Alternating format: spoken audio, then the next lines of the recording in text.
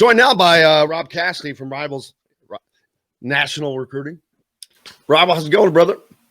It's going, man. I was up late last night watching the Sun, so I'm a little bit slow. We were just talking about that. I asked Charlie, I was like, man, when this started, would you have picked the Suns to win this thing? And that looks like it's going to happen. No, I mean, they were playing great at the end of last year, in the middle of the bubble or whatever. And, I don't know, I think I would have picked them, but I'm not completely shocked.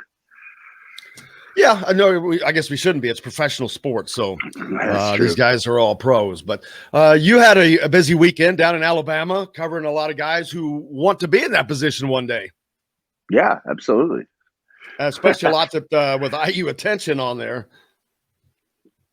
Yeah. There were a lot of them. I'm trying to think of that. I don't. Caleb Banks, favorite heir. You got Cups. I know Sophino was in a different place, I think. Yeah, he was somewhere else. But a lot of guys down there, a lot of action all weekend. Yeah, Reed Shepherd. Listen, Reed Shepherd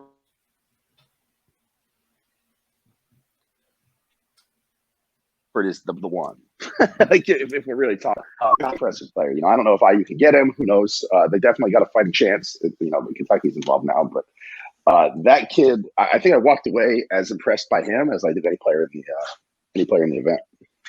Yeah, I've watched some video on him. He's just a good, smart player. Good spot up shooter. He can drive if he needs to, but he's just a good, solid player. Yeah, and he creates for himself too. I think he has that reputation as a spot up shooter and a facilitator. But watching him this weekend, what I didn't know about him was the way that he can create for himself, and he can. If he needs to take over a game and score 13 straight points, it seems like he can do it now. He's developing that jump shot. He's kind of stretching the floor a little bit. He's got a pretty good mid-range game.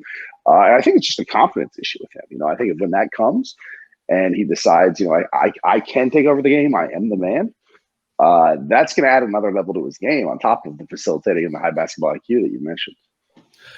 Cups, another kid that was in action down there, I believe. Yeah, I saw him. He, I don't think he had his best game when I was watching. When a kid like that isn't shooting the ball very well, it kind of limits him, right? So his whole game is, being able to shoot the ball from the outside. When that's not happening, he doesn't really have the length to impact the game in other ways. And that's kind of what I saw from him this week. I think I was just at courtside at a bad time for him because everybody loves him. I think I may have saw his worst game. Caleb Banks, I know that he's getting a lot of attention from Indiana. He seemed to play pretty well down there. Yeah, he played great. I only saw half from him, but he's one with the length, and he's one that rebounds pretty well positionally, and defends. The kid defends, and it's really hard to find kids that defend like that these days. He's got a motor. He's a willing defender. He was a guy that gets in the passing lanes, gets his arms to the passing lanes, and, creates buckets in transition. Favorite heir, another a kid that with a lot of talent, big kid, 6'11", that has drawn Indiana's attention, but he's 2022, so I'm not sure how much. They're looking at a lot of 23 guys right now.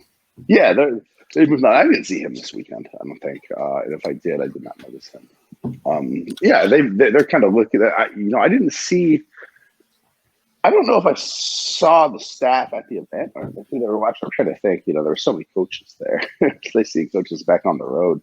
And I don't think I saw anybody from the staff. I don't think I ran into them. It was too much of a crowded gym, probably. Yeah, they were there early, I believe, but and then off watching Jalen Hood-Schifino, like I said, or Sophino. I'm not sure how to say his name. I think Sophino, and you want to talk about somebody with, he's got some upside. I mean, that's a dude with some size and some strength. Creates his own shot using his strength. He's one that can, he rebounds well positionally too. He's a big kid as far as like girth goes. He's a strong kid. He's been in the gym. You can tell. I love that kid. Like I'm as high on him as anything.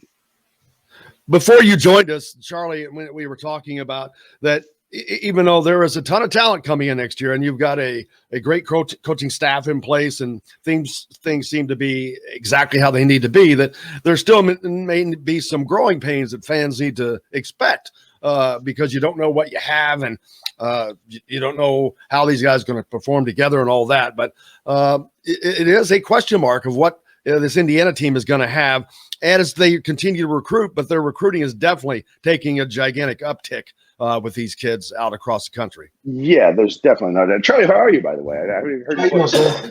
I'm good, man. I'm glad to be back with you guys. I'm terrible about that. I always think everybody knows everybody.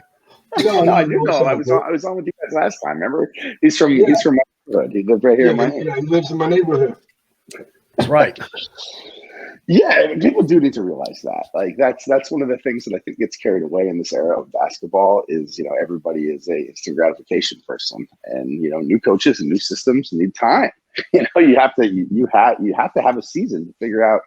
And I'm not saying Indiana's not going to be good next year.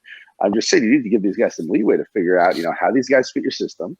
You're inheriting as a new coach, as Mike's inheriting a new, a roster full of players that he didn't recruit. He has to find a way to make those guys fit a system, and I think that that goes for North Carolina, that goes for everybody. And it just seems like we've kind of gotten away from from giving coaches time to figure that out.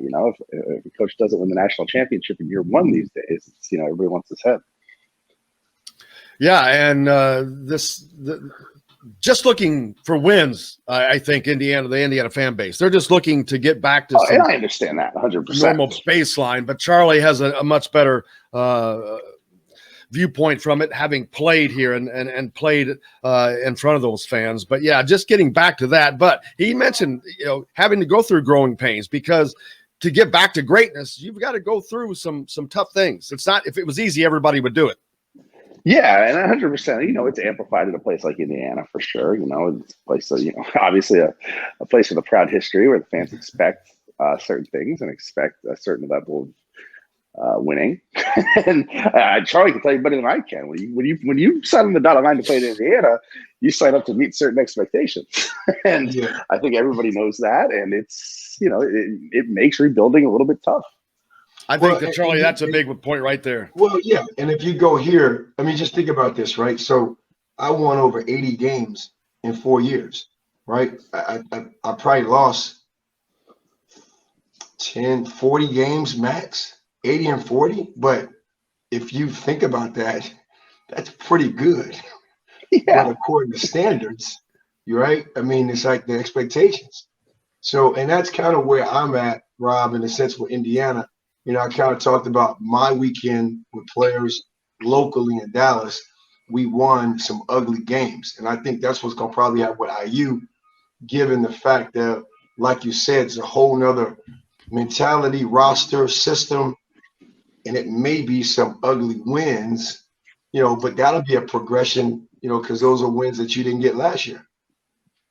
Yeah, I don't think anybody's going to besmirch an ugly win at this point in Indiana. Well, they won as wins, but at the same time, like you said, you played under the microscope.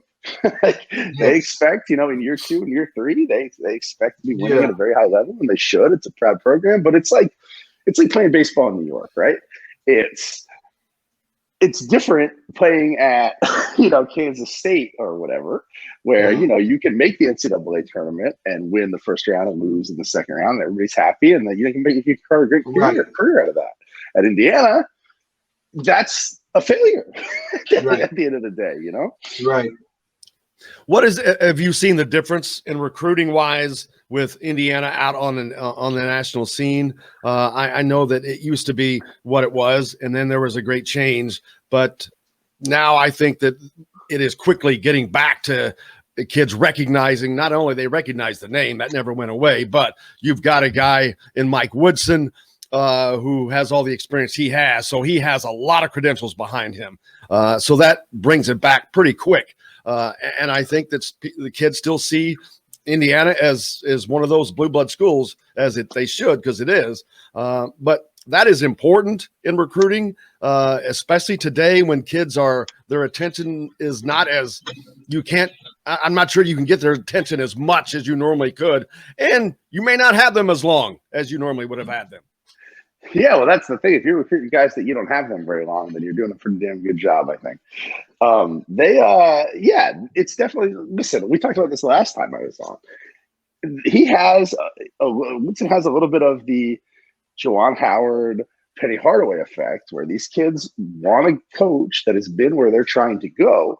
So when they look at Mike, he's been in the NBA. He knows what it takes to make it in the NBA. He's coached in the NBA, and that's appealing. That's even the kids that don't have a chance at going to the NBA, that's where they want to be.